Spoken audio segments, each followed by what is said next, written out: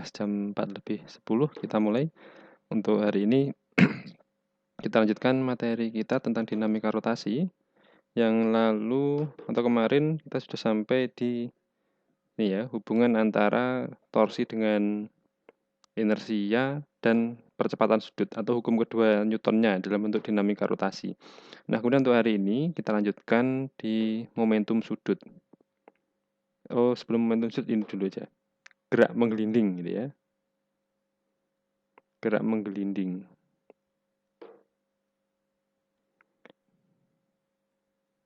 Nah, ini gerak menggelinding. Kalau di materi kelas 10 tentang hukum Newton kita akan membahasnya masih pada gerak translasi saja, bergeser. Tapi untuk yang setelah ini, kalau sudah mengenal dinamika rotasi, maka nanti ada gerak menggelinding. Nah, apa itu gerak menggelinding? Nah, menggelinding ini adalah perpaduan antara translasi dan rotasi. Nah, ini ya. Jadi perpaduan antara translasi dan rotasi. Atau bisa dikatakan gerakannya ada dua sekaligus. Jadi translasi plus rotasi gitu ya. Jadi ini. Jadi nanti gerakannya itu ada dua macam. Yang ini menjadi satu. Ya, jadi contoh seperti ini. Nah, ini. Kemudian ini jalan atau lantai gitu ya. Nah, silinder ini ketika didorong ke sana dengan gaya F, kemudian ini mengalami gaya gesek ke sana. Nah, gaya geseknya ini hati-hati. Gaya geseknya ada gaya gesek statis. Kenapa statis? Karena titik ini nanti dia itu setelah menekan lantai ini dia naik. Jadi tidak bergeser saat terus menyentuh lantai dan terus bergeser, itu tidak. Kalau misalkan terus menyentuh lantai kemudian posisinya bergeser, maka itu menjadi gaya geseknya gaya gesek kinetis. Nah, kalau ini gaya geseknya statis karena dia hanya menekan sekali itu saja terus naik, muter gitu ya. Nah, yang namanya gerak menggelinding berarti nanti seperti ini. Dia berotasi, muter, sekaligus bergeser, translasi. Ini adalah rotasi, kemudian ini adalah translasi. Seperti kalau kita naik sepeda motor, itu kan berarti roda kita itu berputar, sekaligus geser, maju gitu ya. Nah, maka itu namanya menggelinding. Nah, untuk tinjauan rotasi, ya ini untuk rotasi. Untuk rotasi, maka nanti kita akan menggunakannya adalah sigma tau sama dengan I alpha. Sedangkan kalau kita meninjaunya adalah translasi, maka nanti kita meninjaunya menggunakan sigma F sama dengan M kali A. Nah, jadi ada dua ini ya. Nanti ada bergerak translasi dan ada bergerak rotasi. Maka ini perpaduannya ini disebut dengan menggelinding.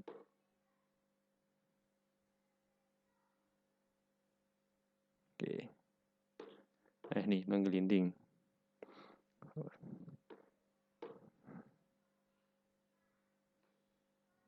Jadi biar bagus. Jadi ini adalah menggelinding. Nah, untuk menggelinding, maka nanti perlu, kalau tidak ada gaya dorong ini, maka nanti perlu yang namanya kekasaran. Kalau ini lintasannya licin, maka tidak bisa menggelinding. Dia akan translasi saja. Terus istilahnya slip gitu ya. Kalau slip itu berarti dia tidak menggelinding. Nanti kalau misalkan menemukan soal, benda bergerak menggelinding tanpa slip, berarti dia benar-benar menggelinding, memutar rotasi dan translasi. Kalau dia slip, maka akan terjadi translasi saja. Nah, itu adalah gerak menggelinding. Jadi menggelinding, sekali lagi saya ulangi, menggelinding itu adalah perpaduan antara gerak rotasi dan gerak translasi.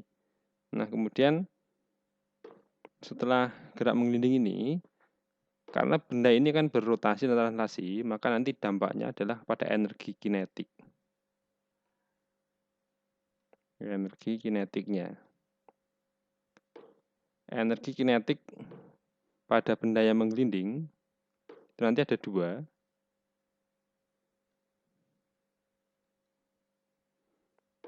Nah, jadi ada EK, energi kinetik rotasi. Dan nanti adalah E sama dengan EK rotasi sama dengan setengah I kalikan omega kuadrat. Rumusnya ini. Setengah I kalikan omega kuadrat. Kemudian selain rotasi dalam gerak melinding, berarti itu ada EK translasi. Nah, maka untuk EK translasi persamaannya EK translasi ini adalah setengah M kalikan V kuadrat. Nah ini ya. Kalau di translasi itu pakai inersianya menggunakan massa. Tapi kalau rotasi inersianya menggunakan momen inersia. Translasi berarti kecepatannya kecepatan linier. Kalau rotasi berarti kecepatannya menggunakan kecepatan sudut. Persamaannya hampir mirip. Bentuknya sama, hanya beda besaran yang digunakan gitu saja. Itu dalam gerak menggelinding gitu ya. Kemudian ini akan saya berikan contoh. Contoh misalkan sebuah silinder ini ya. Didorong seperti pada gambar.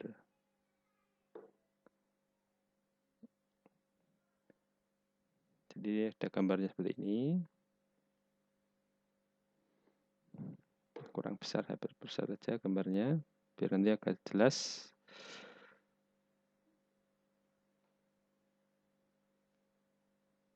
Nah, ini ya. Jadi ini didorong oleh gaya ini, F sama dengan misalkan 100 Newton.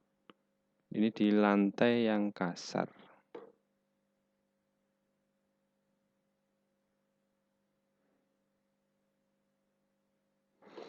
Nah, seperti gambar ini. Jika massa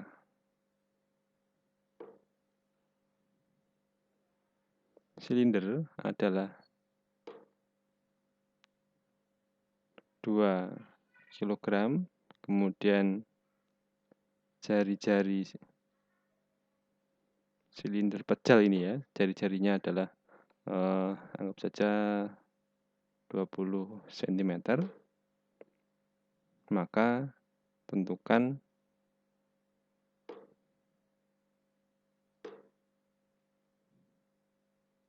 yang pertama percepatan linier silinder.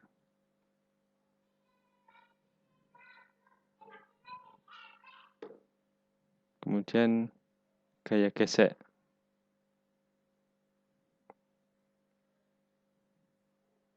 Yang bekerja pada silinder. Nah ini ya.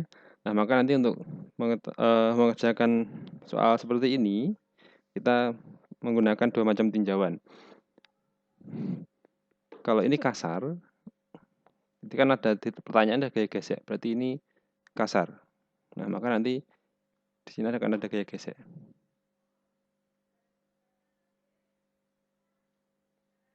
Fs, gitu ya. Kemudian gerakannya berarti ini rotasi dan translasi. Jadi nanti dia memiliki alfa, kemudian di sini dia memiliki A, kecepatan linier. Nah, kemudian kita akan pertama kita tinjau dari gerak translasinya dulu.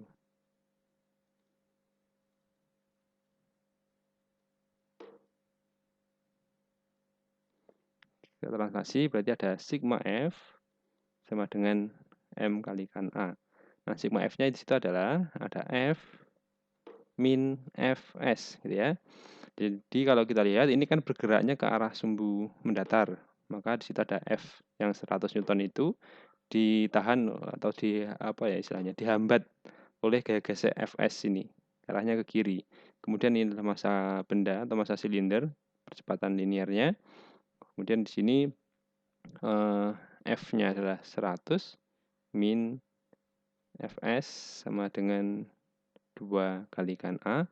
Nah, berarti kita bisa Fs sama dengan 100 min 2A. Ini persamaan 1. Ini ada 2 besaran yang kita belum tahu nilainya.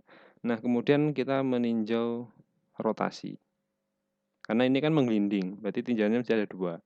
Tinjau translasi dan tinjau rotasi. Kalau tinjau rotasi, berarti kita menggunakan sigma tau sama dengan I kalikan alfa. Nah, sekarang torsinya ada siapa di situ? Torsinya berarti torsi yang dihasilkan oleh gaya gesek dan torsi yang dihasilkan oleh F ini.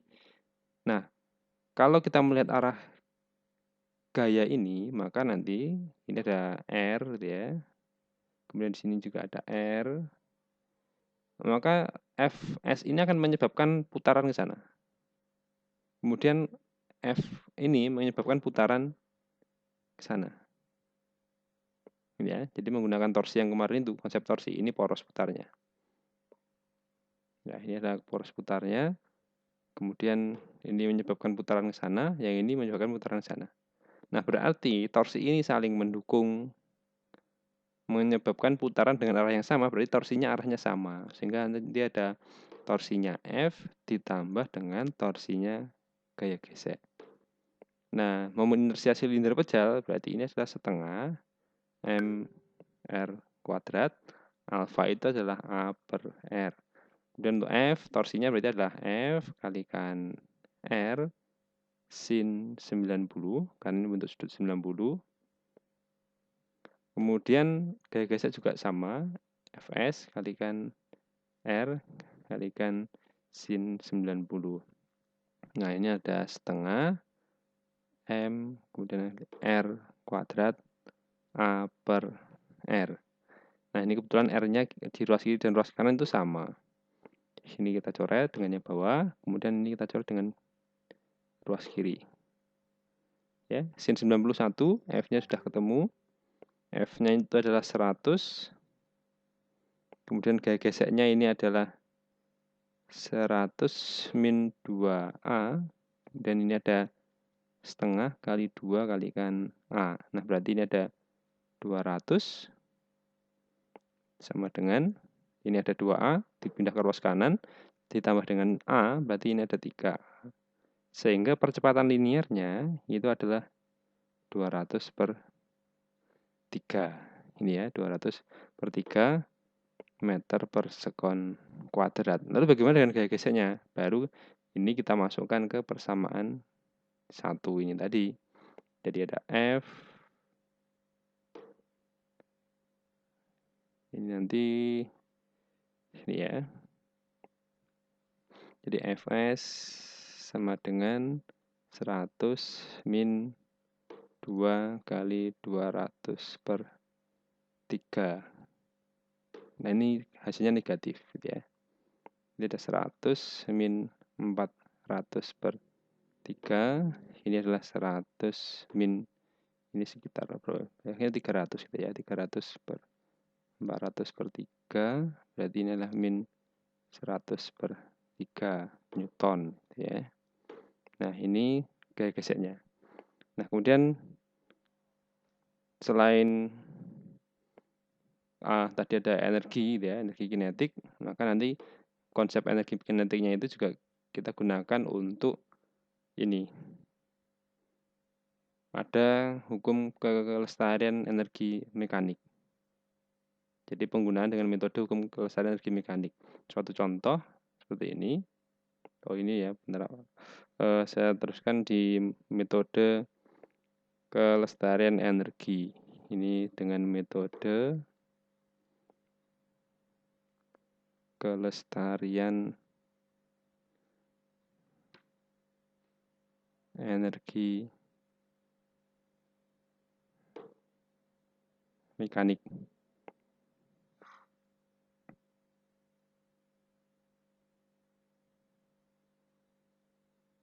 Nah, misalkan seperti ini. Ini theta. Kemudian ada silinder pejal. Ini saya perbaiki dulu gambarnya. Ada silinder pejal diletakkan di bidang miring yang kasar. Nah, sehingga dia nanti menggelinding ke sana, muter, dan bergeser. Nah, ini. Jadi menggelinding. Kemudian kita akan mencari berapa kecepatannya ketika berada di dasar bidang miring ini. Jadi kalau misalkan di sini sudutnya adalah theta, kemudian di sini ketinggian awalnya adalah h. Nah, berapakah kecepatan kalau awalnya misalkan diam ya, ini anggap saja titik awalnya adalah A, kemudian ini adalah titik B, jadi misalkan VA itu sama dengan 0, jadi awalnya diam, kemudian dilepas. Dilepas, berapa kecepatan linear di B ini? Misalkan seperti ini. Nah, untuk kasus seperti ini bidang miringnya kasar. Kalau di hukum Newton kemarin kan licin gitu ya, yang ketika materi kelas 10 ini licin.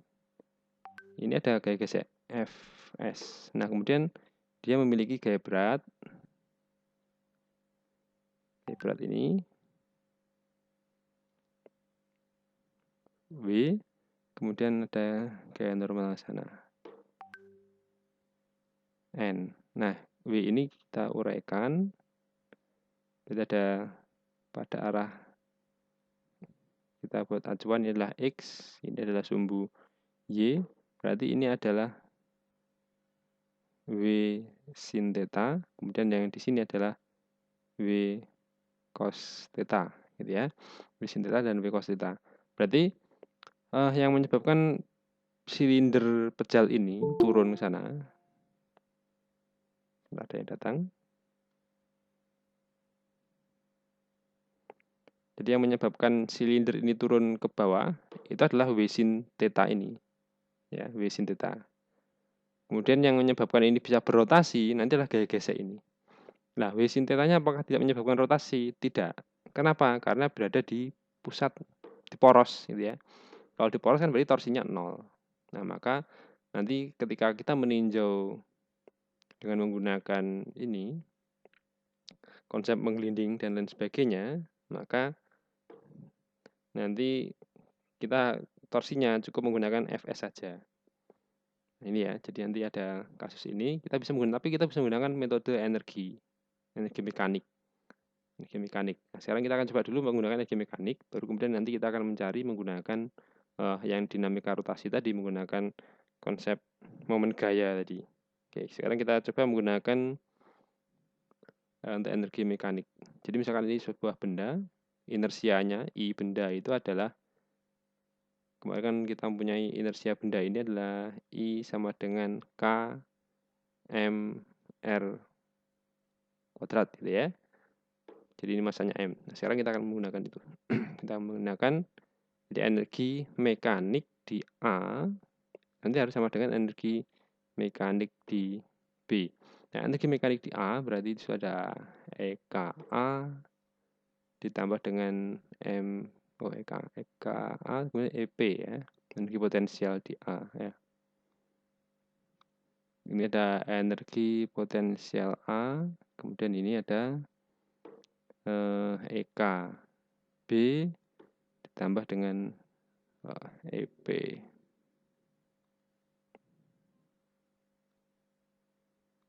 Menggunakan ini adalah energi potensial di B.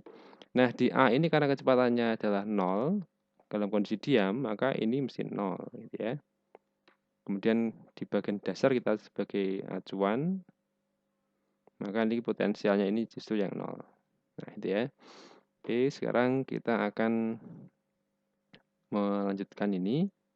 Jadi EK-nya sudah jelas 0 ya. Jadi kemudian tinggal energi potensialnya di A itu adalah MGHA sama dengan tinggal EKB. EKB berarti nanti ada energi kinetik rotasi di B ditambah dengan energi kinetik translasi di B. Nah, ini ada M, G, H, A.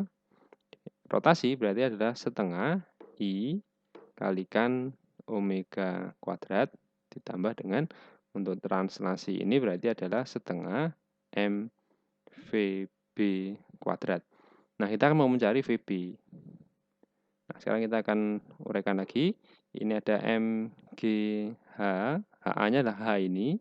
Kemudian I-nya, momen inersianya adalah ini. KMR kuadrat misalkan itu ya. Nanti kalau silinder tinggal K-nya diganti setengah. Kalau bola pejal berarti 2/5 dan seterusnya. Tinggal diganti K-nya.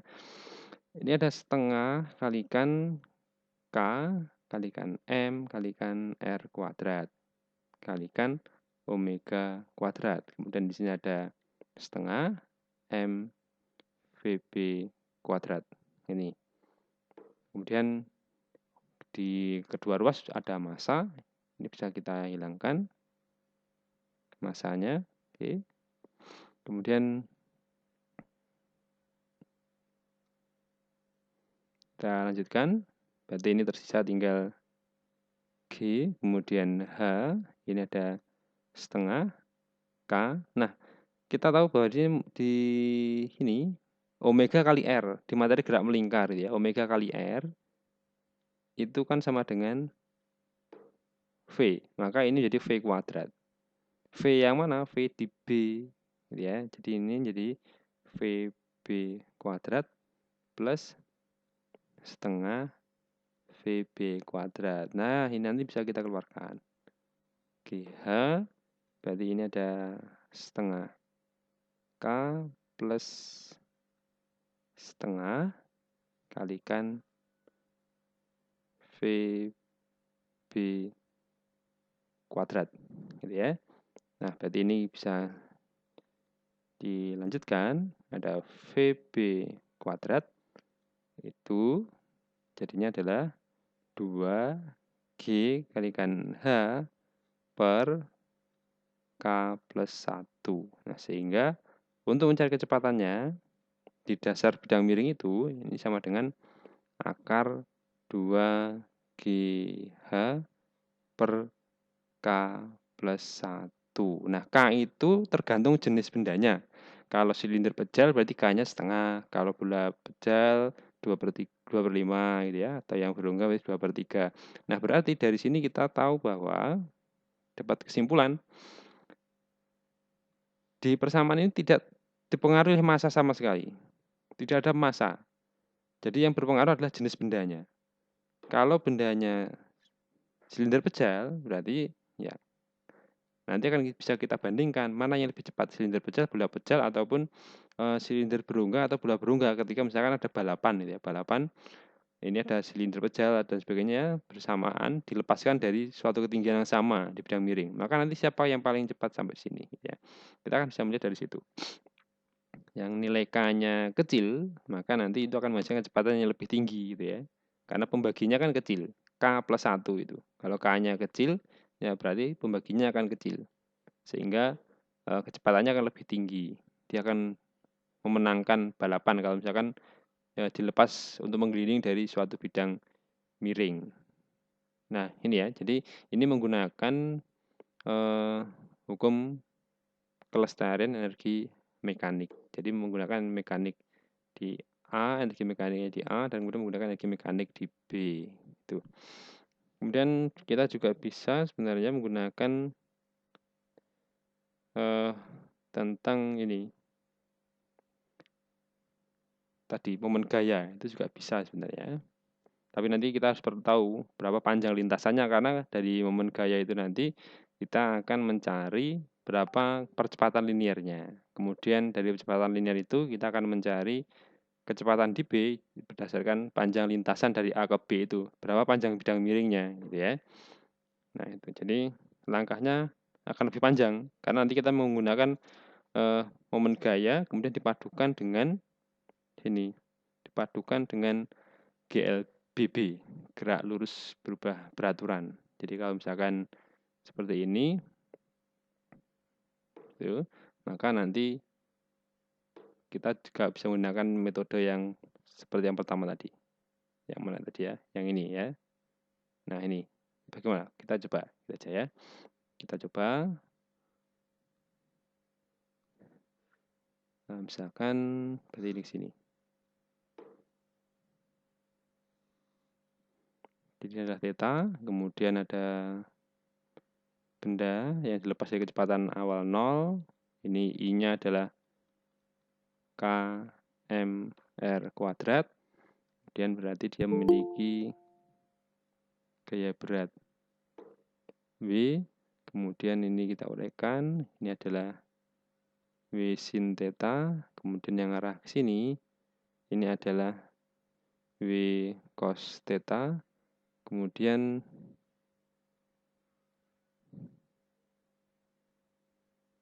ini adalah gaya geseknya, statis. Ini ada gaya normal. Nah, gaya normal dan gaya berat V nanti tidak menyebabkan torsi karena melewati pusat rotasi, sehingga torsinya 0. Nah, ini. Kemudian dari ketinggian ini adalah H. Gitu ya. Ketinggiannya adalah H. Kemudian dari situ kita akan mengamati, kita tinjau translasi. Kalau translasi berarti menggunakan sigma F X sama dengan M kalikan A. Jadi ini adalah sumbu X, kemudian ini adalah sumbu Y-nya, nanti gerak rotasi dan juga gerak translasi. Nah, berarti kalau kita melihat dari translasi, kita melihatnya adalah gaya-gaya yang ada pada sumbu X. Berarti itu ada W, kemudian ada sin theta min Fs sama dengan M kalikan A. Berarti Fs sama dengan W sin theta min MA. Ini bisa MG sin theta min MA. Ini sebagai persamaan 1. Kemudian kita tinjau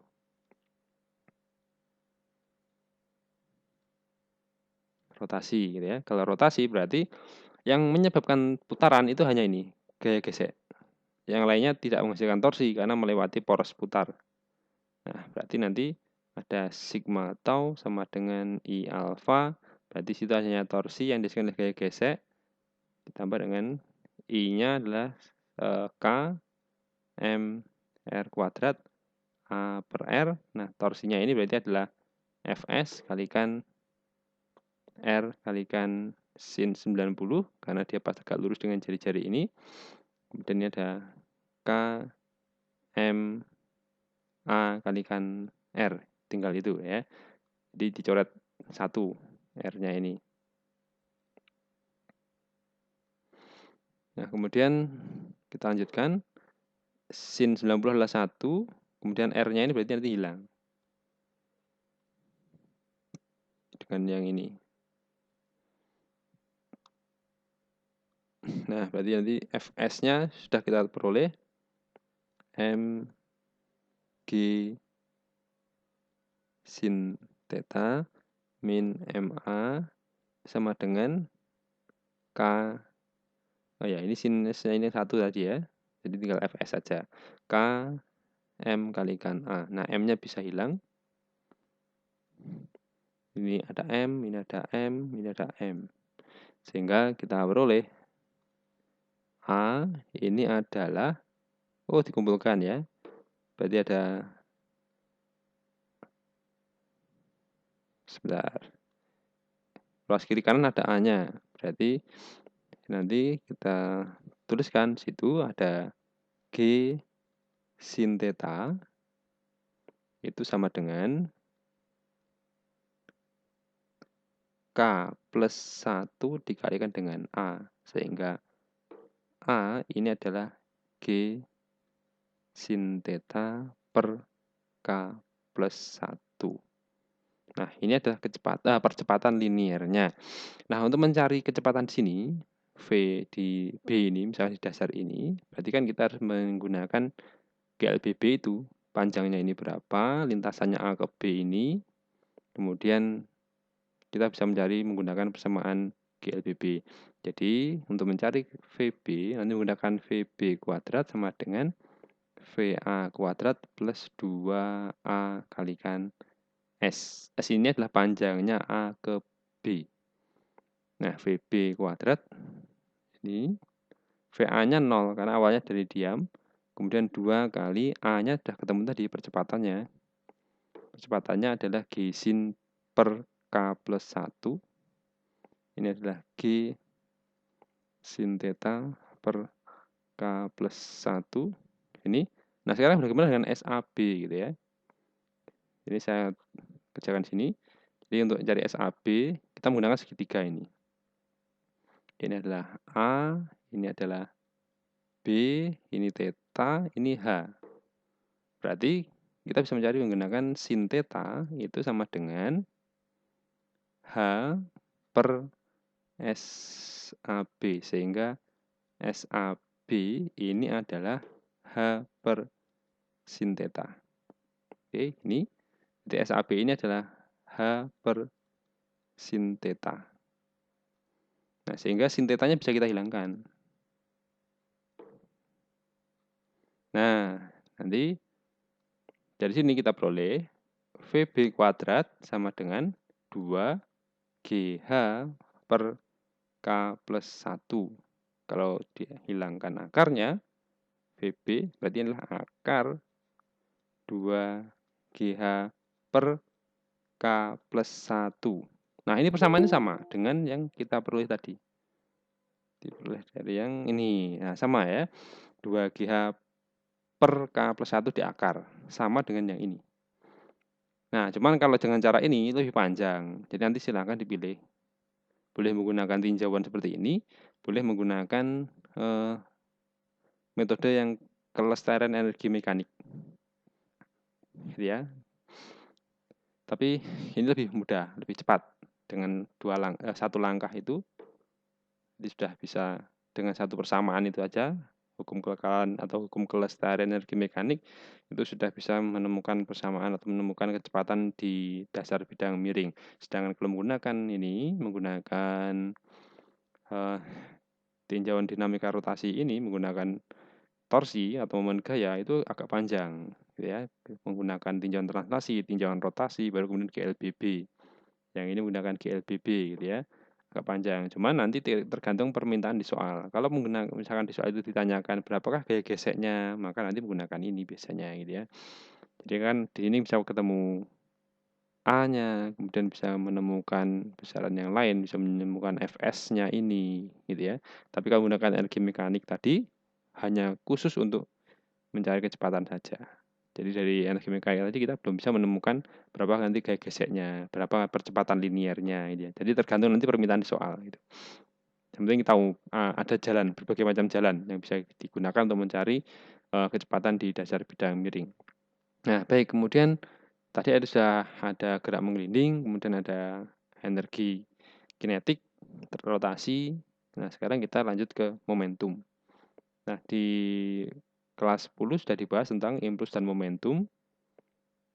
Untuk yang sekarang kelas 11 berarti kan sudah pernah mendapatkan itu ya, materi tentang impuls dan momentum. Nah, impuls dan momentum itu dalam gerak linear, itu kan momentum linear. Momentum linear berarti adalah P itu sama dengan massa dikalikan dengan kecepatan. Kemudian untuk momentum sudut dalam gerak rotasi itu juga ada momentum sudut. Nah, ini menggunakan notasinya adalah L sama dengan M-nya diganti dengan ini I, V-nya berarti ganti omega, gitu ya. Jadi momentum sudutnya adalah I omega. Nah, kemudian selain persamaan momentum itu, nanti juga ada yang namanya hukum kelestarian momentum sudut. Seperti halnya pada momentum linear itu ada hukum kelestarian momentum, gitu ya. Ini ada hukum kelestarian atau kekekalan, mungkin di beberapa buku masih menyebutkan sebagai kekekalan ya. Hukum kelestarian momentum sudut. Nah, berarti ini ada L1, Ini bisa menjadi L1. Oh, ini sebentar, saya ubah dulu. Jangan L1. Cukup L saja gitu ya. Ada L, kemudian menjadi L aksen. Atau L0 menjadi L1. Nah, ini untuk satu benda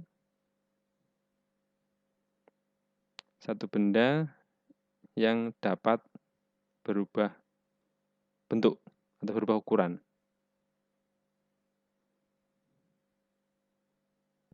Dapat berubah ukuran, gitu ya.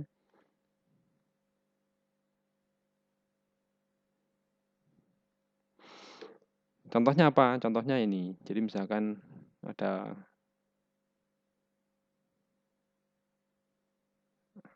ini ya.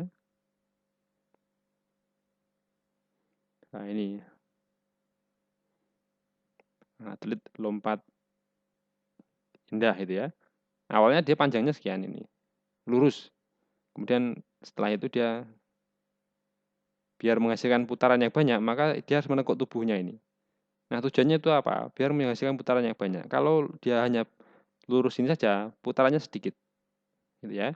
Jadi dengan memutar atau menggulung tubuhnya ini, maka nanti inersianya itu berubah karena jari-jarinya menjadi berubah. Jadi ini didekati dengan bentuk tongkat, misalkan seperti ini, dengan tingginya sekian. Kemudian kalau ini misalkan didekati dengan bentuk bola, misalkan dia membungkuk, melipat tubuhnya ini akan menghasilkan putaran yang banyak. Sehingga inersianya ini jadi lebih kecil. Kalau inersianya kecil, maka putarannya akan semakin banyak. Nah, karena dari sini tadi, dari persamaan ini, jadi ada I, kemudian kalikan omega.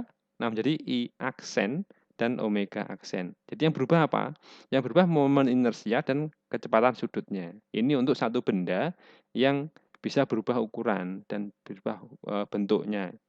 Contohnya tadi ada ini, ada penari balet gitu ya.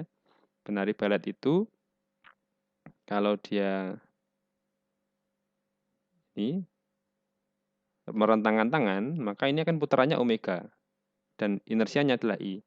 Kemudian untuk menghasilkan putaran yang sangat cepat, biar putarannya menghasilkan lebih cepat lagi, maka dia akan menekuk tangannya ini. Nah, jadi putarannya akan semakin tinggi lagi. Ini maka omeganya berubah, inersianya juga berubah. Karena ini kan lengannya ditekuk, sehingga jari-jarinya menjadi berubah. Nah ini, jadi tapi nilainya perkalian I dan omega ini sama. Begitu juga untuk yang ini. Jadi misalkan I, kemudian ini ada omega. Nah, kemudian di sini ada I aksen dan omega aksen. Tapi hasil perkaliannya sama. Itu hukum kelestarian momentum sudut untuk satu benda yang bisa berubah bentuk dan ukurannya. Nah, kemudian ada lagi yang dua benda. Berarti nanti ada L1, ada L2, ini sama dengan L1 aksen plus L2 aksen. Jadi ini ada sebentar.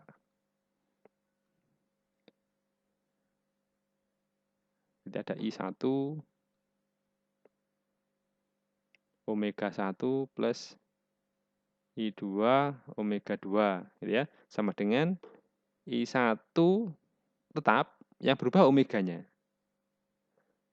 Kemudian ini ada I2 inersianya tetap yang berubah omeganya. Nah ini, jadi persamaan ini untuk dua benda,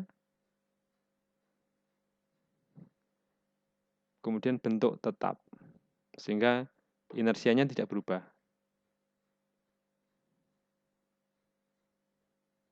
Yang berubah hanya kecepatannya. Jadi misalkan suatu contoh, ini ada yang sering dijadikan contoh itu ini.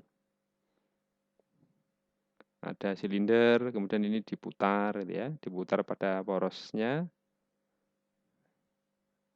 Kemudian di sini ada benda yang jatuh ke sini, sehingga menempel. Nah ini ya.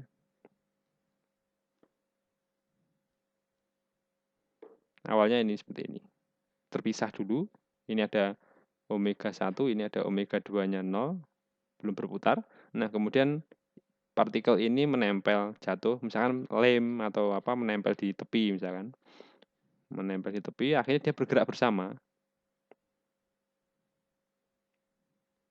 Ini ya, menempel di sini dan kemudian ikut bergerak bersama. Sehingga omeganya kan berubah nanti. Nah, ini berputar. Akhirnya jadi omega aksen, omega 1 dan omega 2 aksen gitu ya. Sama. Jadi bentuknya benda itu tidak berubah. Yang berubah hanya omeganya, gitu ya. Inersianya kalau bentuknya tidak berubah, ukuran tidak berubah, atau porosnya tidak bergeser, maka nanti inersianya tetap. Yang berubah hanya omeganya. Tapi total momentumnya, momentum sudutnya itu sama. Di awal sebelum terjadi perpaduan itu dan setelah terjadi perpaduan totalnya sama. Jadi ini nanti ada dua macam itu ya. Jadi ada dua macam persamaan yang seperti ini. Ini untuk satu benda yang bisa berubah ukuran dan bentuknya. Kemudian kalau persamaan ini berlaku untuk sistem yang bentuknya tidak berubah. Sehingga yang berubah hanya kecepatan sudutnya saja. Nah, itu adalah materi tentang momentum sudut. Kemudian di dalam dinamika rotasi, kita juga akan membahas tentang kesetimbangan benda tegar. Nah, ini kesetimbangan benda tegar ini ya. Kesetimbangan benda tegar. Nah, sebelum ke kesetimbangan benda tegar, berarti nanti perlu tahu tentang apa yang namanya pusat massa. Gitu ya, ada pusat massa nanti. Jadi sebelum ke sana ke kesetimbangan benda tegar ini, maka nanti ada pusat massa. Pusat massa atau mencari titik berat, gitu ya. Titik berat. Nah, ini. Biasanya nanti kita akan mempelajari tentang perpaduan beberapa benda, kemudian mencari di mana letak titik beratnya. Nah, kemudian disajikan data-data tentang titik berat. Jadi misalkan ada batang homogen ya, maka kalau ada kata homogen itu pusat massanya di tengah-tengah. Nah, disitulah titik tangkap di mana di situ ada beratnya. Ini ya, batang. Kemudian kalau misalkan nanti menemukan dalam soal itu bentuknya persegi. Nah, persegi itu kayak yang homogen, maka nanti ini di sini pusat massa itu pasti tengah-tengah ini, perpotongan diagonal. Nah, di sini letak ya berat. Kemudian kalau segitiga seperti ini, nah maka nanti posisi pusat massa itu ada di perpotongan ini.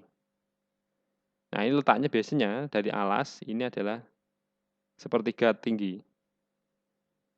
Ini ya, jadi ini sepertiga dari tinggi.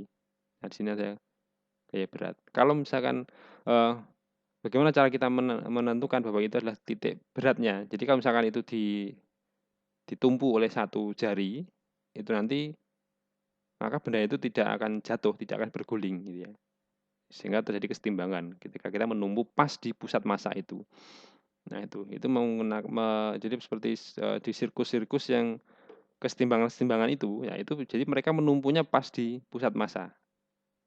Nah, ini. Jadi ada di pembahasan ini, pusat massa. Nah, untuk letak pusat massa dan lain sebagainya nanti ada tabelnya biasanya. Ada tabelnya kalau untuk sudah pasti bentuknya persegi maka seperti ini. Di tengah-tengah ini perpotongan diagonal. Kemudian kalau segitiga itu nanti bentuknya seperti ini. Kalau lingkaran itu mesti pusat massanya ada di pusat lingkaran. Di sini ada W gitu ya. Nanti ada bentuk-bentuk yang lain. Nah, ini berarti nanti silahkan bisa mencari ya, mencari di buku atau di internet daftar pusat massa benda gitu ya. Nanti cari bentuk-bentuknya. Ada yang lingkaran, setengah lingkaran, ada yang bola, kemudian ada yang setengah bola, ada yang bentuk kerucut dan lain sebagainya. Itu nanti silakan dicari. X-nya bagaimana, kemudian Y-nya bagaimana gitu ya. Nah, itu pusat massa. Nah, kemudian kita bisa memadukan benda-benda lebih dari satu, kemudian kita akan mencari di mana pusat massa sistem. Nah, sehingga nanti kita akan bisa mencari ini di mana letak pusat massa dari gabungan sistem benda gitu ya. Jadi contoh. Ini contoh. Misalkan ini ada ini koordinat gitu ya. X, kemudian di sini ada Y. Nah, Dari sini misalkan kita memadukan beberapa batang. Ada ini masing-masing itu 1 kilogram, tongkat itu ya, tongkat. Panjangnya 1 meter. Kemudian anggap saja seperti ini. Nah, kemudian di sini.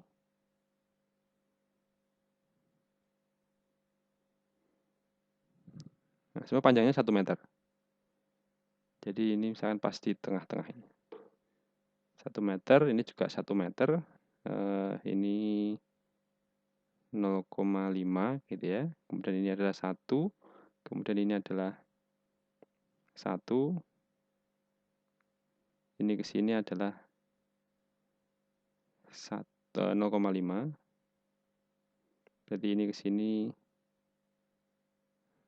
1,5. Nah, pertanyaannya adalah tentukan koordinat pusat massa dari 3 tongkat ini. Nah, berarti nanti caranya begini. Untuk mencari itu, maka kita menentukan koordinatnya ini dulu. Jadi ini pusat massanya benda satu ini ya. Berarti kan di sini. Berarti nanti adalah X1, Y1. Kemudian yang ini pas sini dan di sana koordinatnya. Jadi pusat massanya kita tentukan dulu. Titiknya di sini. Nah, ini. Berarti ini ke sana. Berarti ini adalah X2, Y2. Ini X3, Y3. Ya, misalkan panjangnya ini adalah semuanya 1 meter gitu ya. Maka kita akan mencari berapa di mana pusat massa sistem. Nah, untuk mencari koordinat pusat massa sistem, maka kita mencari satu-satu. Untuk X. X-nya berarti nanti ini adalah ini bisa menggunakan, kalau yang diketahui panjang itu boleh menggunakan panjang juga nggak apa-apa sebenarnya. Jadi ada L1, X1, kemudian ditambah dengan L2, X2, kemudian L3, X3 per ini. Berarti ini nanti adalah L1 plus L2 plus L3. Nah, misalnya panjangnya 1 meteran. Jadi ini 1 meter. Jadi kita inventaris. Ini koordinatnya berarti kan 0,5, 0,5. Berarti X1-nya adalah 0,5. Sudah digambar itu. Kemudian L2-nya, X2-nya kan di sini. Ini adalah X-nya berarti 1. Berarti ini 1 meter kalikan 1. Kemudian X3 kan di sini. Sama lurus dengan X2. Berarti ini juga 1 kalikan 1. Per ini adalah 1 tambah 1 tambah 1. Jadi ini nanti ada 2,5 per 3. Atau ini adalah 5 per 6 juga boleh. Ya, 5 per 2 dibagi dengan 3 berarti 5 per 6. Jadi koordinatnya ada di sini. Lebih dari setengah, kurang dari 1. Jadi nanti sekitar ada di sini. Untuk X sistem. Kemudian kita akan mencari Y-nya. Untuk Y, berarti nanti bisa Y sama dengan L1, Y1 plus L2, Y2 plus L3, Y3 per L1 plus L2 plus L3. Berarti L1 1 meter, Y1-nya adalah ini. Ini kita tarik ke sana. Setengah. 0,5.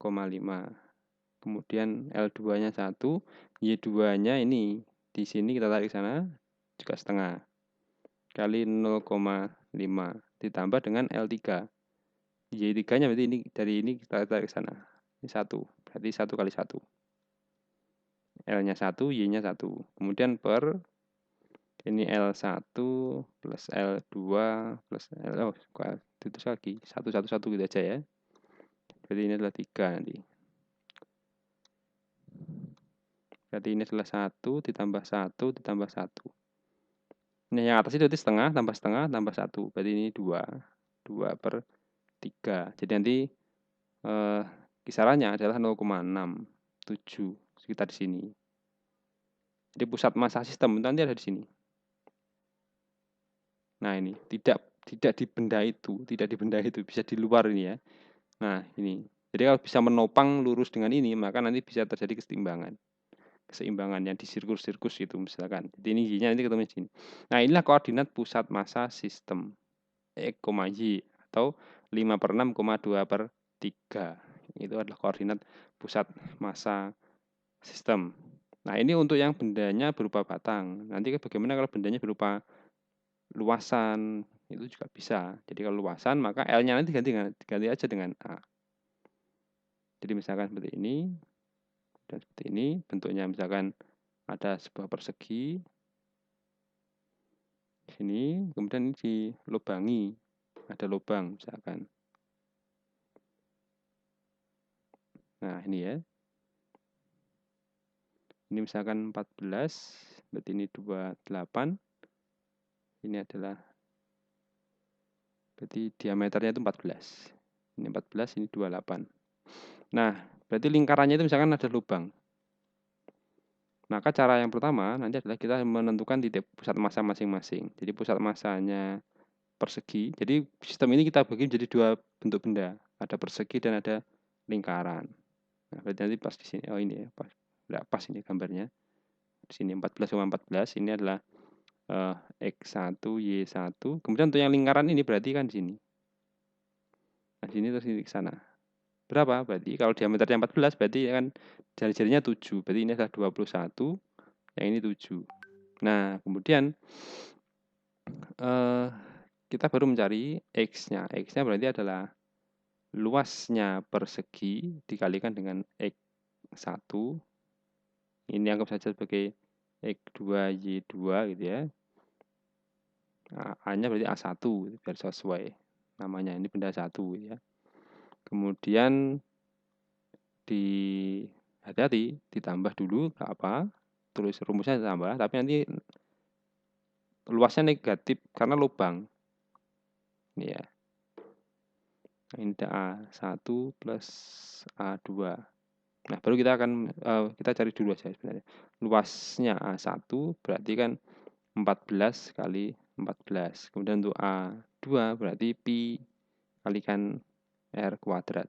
Pi-nya adalah 22/7 kalikan jari-jarinya adalah 7.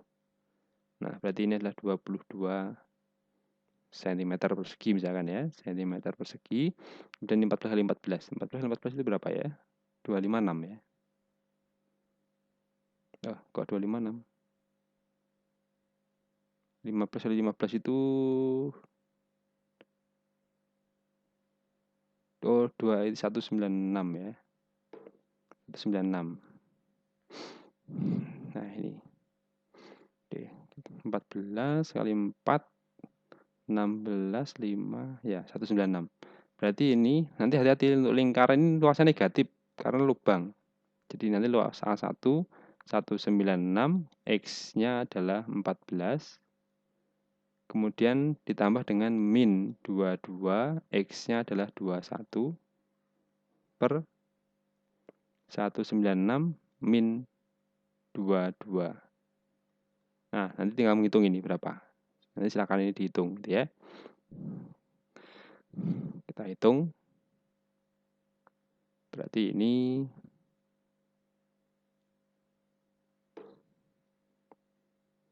sebentar, dihitung ya. 196 kalikan 14. Ini adalah 24. 36, 38, ini 7. Berarti 6, 9, 1, 4, 14, 17, 2. Berarti 2, 7, 4, 4. Dikurangi ini ya. 22 kali 21. Berarti ini 22, 4, 4. Berarti adalah 462. 462 per ini adalah 174. Nah, ini. Berarti ini ada 2, 14, 8, 6, 2. Ini 2 per 174. Ini untuk X-nya. Kemudian untuk Y-nya dengan cara yang sama. Untuk Y-nya berarti A1, Y1 plus A2, Y2 per A1 plus A2. Nah, berarti A1-nya ada 196 kalikan Y-nya juga 14 ditambah dengan min 22 dikalikan dengan Y-nya 7. Koordinat pusat massa untuk lingkaran. Kemudian ini ada 196 min 22. Min karena lingkarannya berupa lubang. Maka dia akan mengurangi luasan itu. Nah, ini tetap sama dengan yang sebelumnya. 2744. Ini min 154 per 174. Nah, berarti ini hasilnya adalah 0, kemudian ada 9, 6, 5, 2 per 174. Nah, ini ya, jadi koordinat Y-nya itu. Kemudian koordinat untuk posisi X-nya yang atas ini. Sehingga nanti koordinat pusat massa itu berada di ini koma X, Y. Nanti tinggal silakan itu dihitung hasilnya berapa. Oh, ini sudah jam 5 lebih. Apakah ada pertanyaan? Ini belum masuk ke kesetimbangannya, ini masih pusat massa gitu ya. Masih pusat massa. Nanti untuk kesetimbangan ini sekilas saja untuk kesetimbangan. Kesetimbangan nanti ada kesetimbangan rotasi. Berarti nanti adalah ketika sigma tau sama dengan 0. Kemudian ada kesetimbangan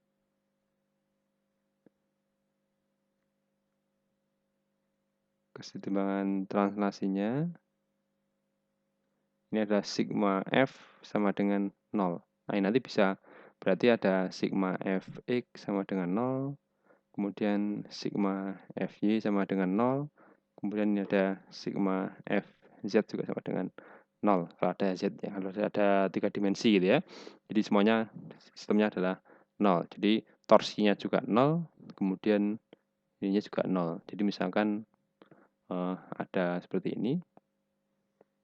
Ini yang paling mudah dulu aja. Kita lanjutkan di mungkin pertemuan yang akan datang kita akan lebih detail lagi. Nah, ini misalkan ada batang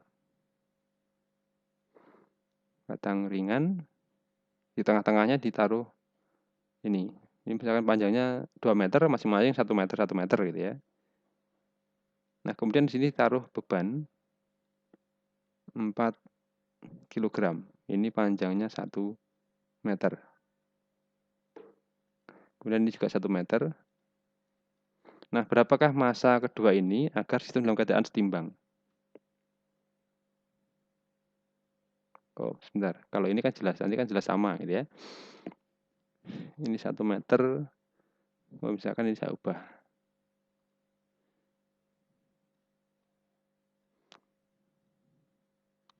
Misalkan bendanya taruh di sini, setengah meter. Berapakah massa M2 ini agar sistem dalam keadaan setimbang?